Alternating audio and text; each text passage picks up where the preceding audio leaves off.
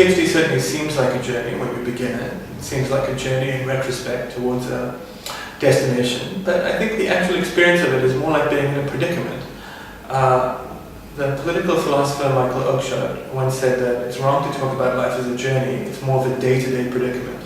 And I think the PhD is very similar, that your predicaments are what you do each day, how you break up the day into parts, whether you swim in the mornings, do research in the afternoons, go and talk to a colleague in the evenings. I think people with those very simple skills as to managing their day find it a much more engaging predicament than those who are simply trying to get to a destination.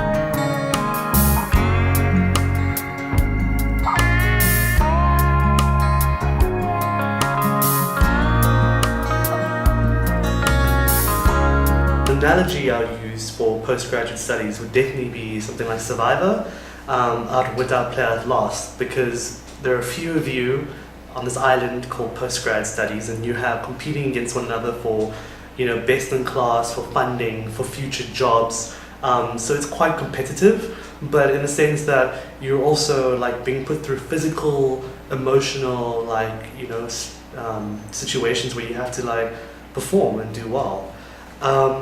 So yeah, it's definitely it's a huge strain, but the reward at the end is amazing. Once you win at the end, you survive, and you walk away with something valuable that you did not have before.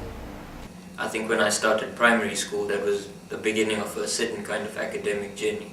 When I started secondary school, it was not really an addition, but a start of a whole new journey.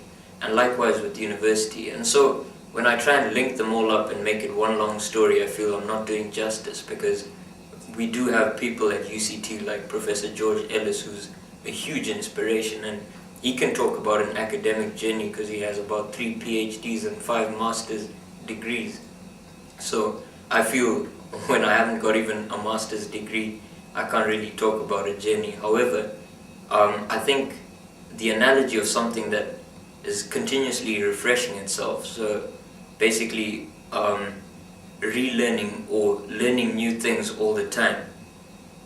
If there is an analogy like that, like starting afresh over and over, that's how I feel academia is. That whatever project it may be, whatever research I may do, whether it's to do with plant biology or cancer biology, I feel while it'll be part of my research journey in its own way, they're unique experiences which will always be different.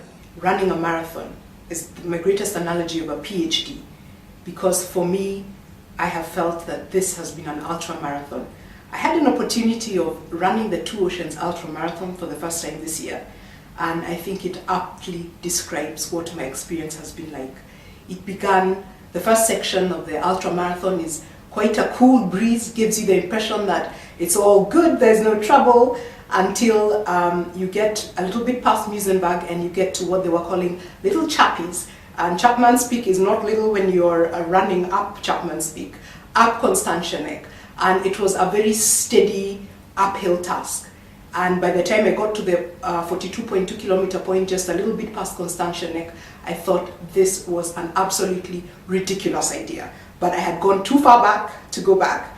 And all I needed to do was focus on the last 14 kilometers, which were the most arduous. But the victory at the end, when I saw UCT, I knew I had won the race. And I had won the race not because I was first or second or anywhere in international rating, but because I had done my best, expended all my energy, and finished within less than 6 hours. Cape Town City Centre roadwork. Regulated chaos. It has one-way streets and circles and dead ends and streets that go up and down and around. And you sometimes feel like you're going backwards, only to end up somewhere completely in the wrong direction. I've never played golf before. In fact, I hate golf. But when I reflect on my research, my PhD research process thus far, I view myself as a golf player with the ball as the research project and the 9 or 12 holes that you have to complete on the green as the process one needs to go through to complete the PhD. So when you hitting the holes in one means things are going well and the research is really taking off in a very positive way and there's smooth sailing. But there are times, and many times, when you hit the rough and you literally have to drag and crawl out onto the green again. But the path has been set out for you. There are things that you need to do to complete the game. It's a little bit like being stuck in a desert, I would say, because you're on your own and the only way out is to keep walking, otherwise you're stuffed. And I also feel like maybe you have a cell phone because you can hear people talking, but they can't help you in any other way. So yeah, I think it's an incredibly lonely experience, to be honest. But I like that. I like the fact that you need to have complete agency. You need to be completely empowered. You know, everything that happens is essentially going to come from you. Whatever direction you get, you're going to get yourself out of the desert. What has become most important about the postgraduate journey is how it kind of reflects part of my identity and part of who I am. So I guess I kind of like to think of it as a charm bracelet, and like if the entire journey is the charm, it has like a kind of like a beginning and an end, and then you kind of attach different things to it as you go along. So you start off with nothing and then slowly you build on it and you create something that's beautiful, but it's also something very personal and specific to you. Ultimately, I don't think that speaks to the hardships that can be part of the postgraduate journey. But I mean, there's definitely those kind of moments where it is like an uphill battle, or you feel like you're drowning.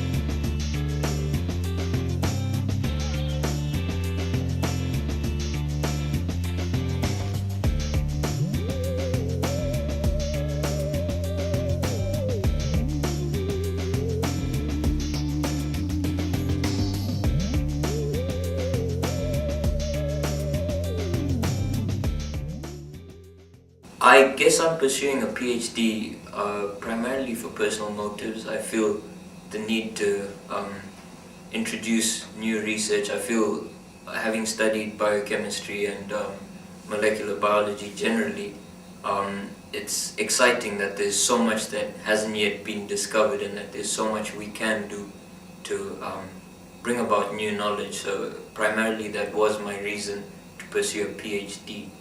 With my research specifically, looking at plant biology, one thing that often comes up when I walk out in public and people ask me, what exactly do you do? And I tell them, the next thing is, what's the point? You know, what's the point of academia? What's the point of getting that PhD? Well, partly it's for ego, you know, they'll have to call me doctor. But additionally, it's that genuine belief that the research that we do, whatever field, be it social sciences, be it economics, be it law, be it chemical engineering, be it molecular and cell biology, whatever it is that we do in academia, this is where innovative thoughts are put into practice, and we're given that kind of free space and time in which we can achieve the goals that we set out for ourselves. And I think that's the most important thing, that the university atmosphere gives us that opportunity to pursue high academic goals, and that is a strong factor in pursuing research. My passion, as I think about going into a postdoc, is still in the area of cancer research in terms of psychosocial interventions. How can we make the experience of caring for people with cancer less traumatic? And we need to know what their needs are, we need to know what the needs of their carers are. So I want to continue in that line of study and just interact specifically with patients who have cancer and their family members as well as their former caregivers, and try and draw up support programs, particularly to support informal carers of patients who are living with cancer.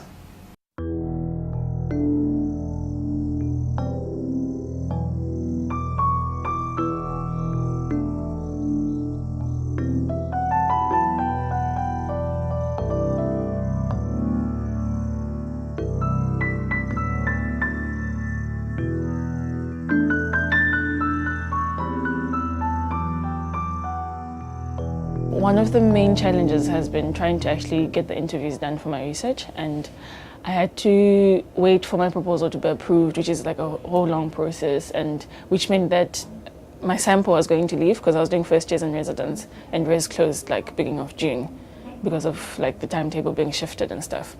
So it meant that I had to fit everything within a week. So I had to do 17 interviews in a week, which was not fun.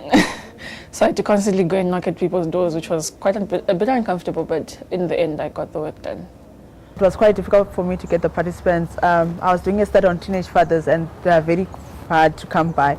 So that was quite difficult to get. But then the way I was able to overcome it was to talk to a lot of people, asking around. I even got to a point where I went into the townships and started walking around looking for participants. Yes, challenges are there. It's quite daunting to design a research and do it and carry it out and write about it. And for me specifically, it has been the doing part. I'm great about coming up with ideas. I'm going to do this, I'm going to do that, but writing it up, that really takes some time and discipline. And at this level, you really have to write professionally. I mean, there's no room for grammatical errors and all that. And it's, like I said, it's different from undergraduate. You're not rushed, so your work has to be perfect in a way. They always say your dissertation has to read like a book. So that has been the difficult part, getting it right.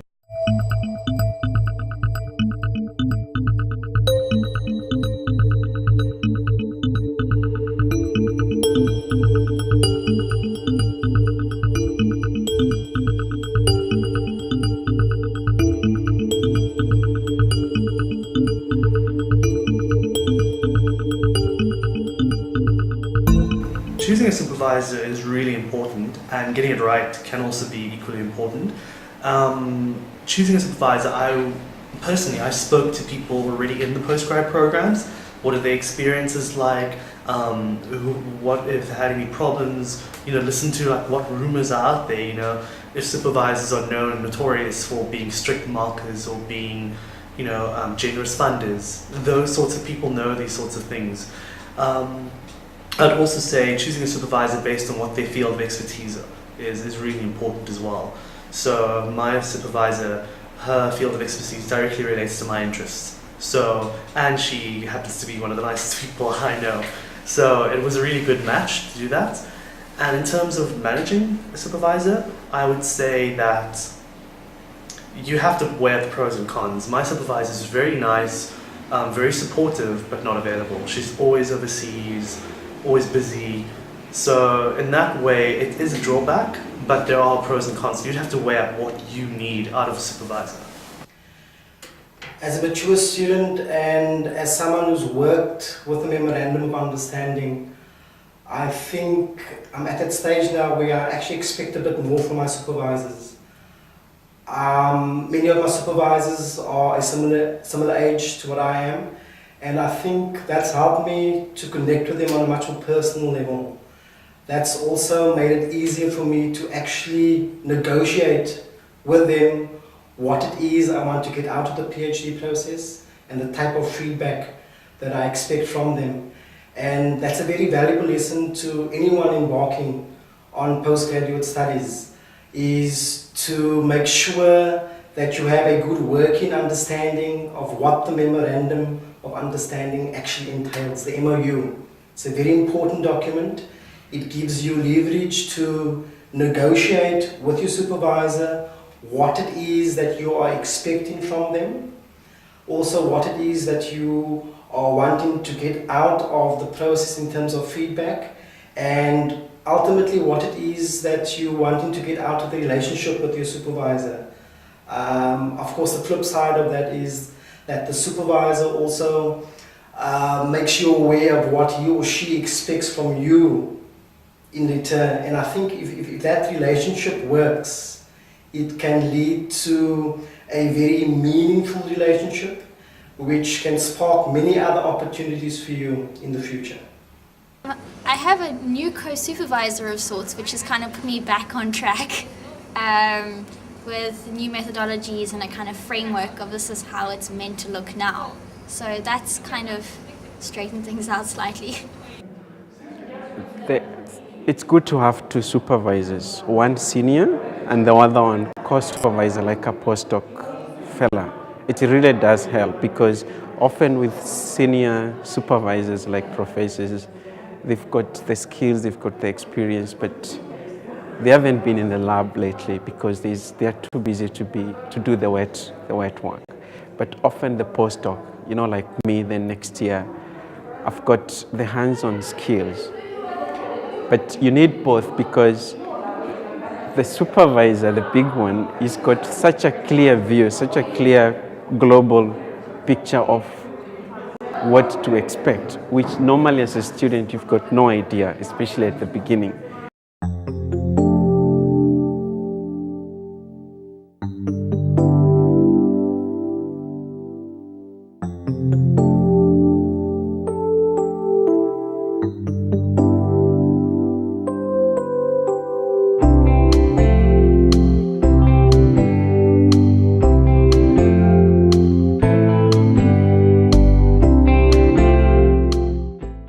There are a lot of resources on campus for postgrad that people don't take advantage of. There's the knowledge commons that will help you with your thesis, everything to do with documentation, typing, you name it, anything to do with the computer, the knowledge commons is there, and people don't take advantage of that. And the research commons is an extension for that for masters and postgraduate students as well.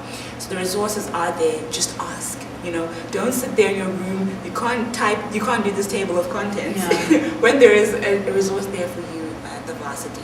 So it's a little daunting, but I think the more questions you ask, the more utilities that you use at the varsity. And the load is less. Yeah, the load is less. Like SIOC, the orientation, there's so many opportunities and resources out there to help the postgrad students.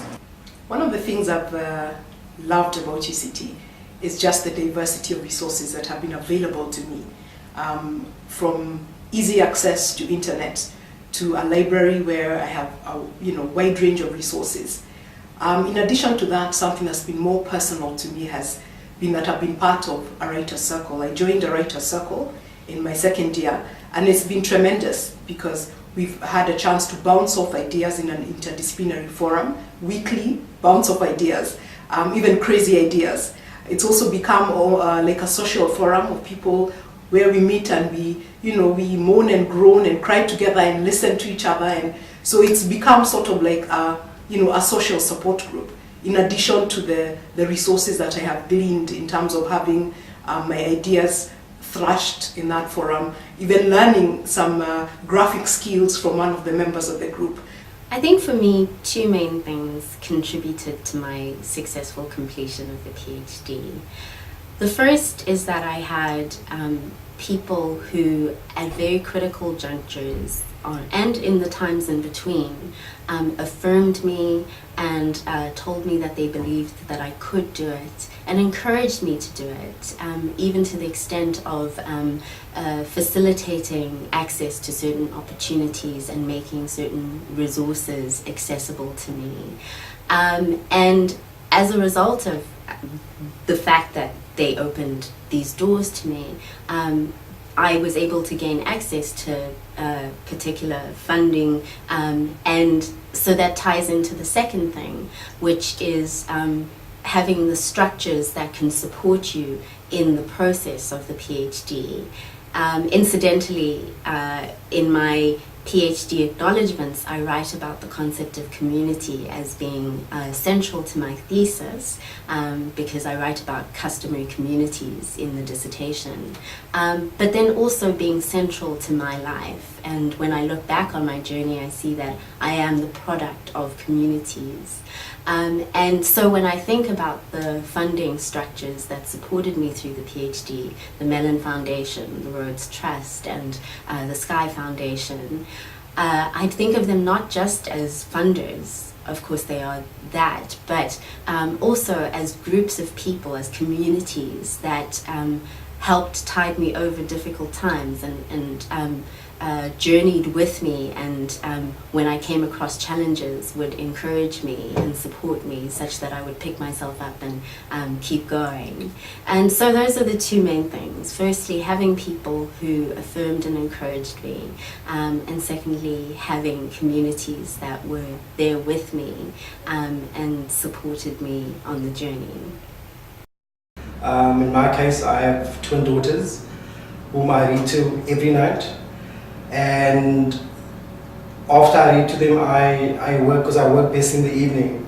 And what I found is that balancing their time with my time has created a wonderful space in which to explore not only my PhD, but also things about myself that I never knew before.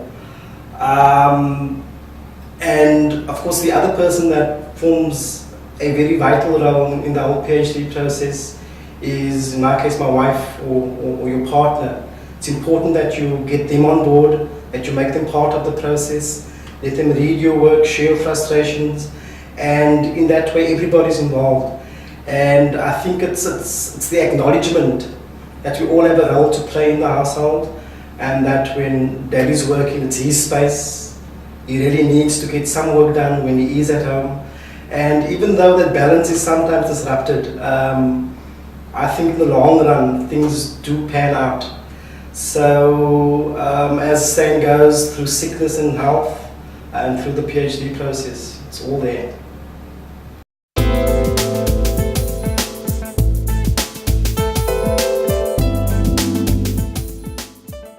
During my honours course, there was a point in time when I just felt this is what I can do no matter what time of day. And it just so happened that I was infecting plants at about 4 in the morning, and the whole department was probably at home sleeping. And I was just like, it kind of made me realize that if I can do this, I can do anything. I got to attend a conference. It was held by the PhD South Africa, and there all they talked about was the PhD. How do you start with your PhD? And the conference venue was fantastic, and the people there were amazing.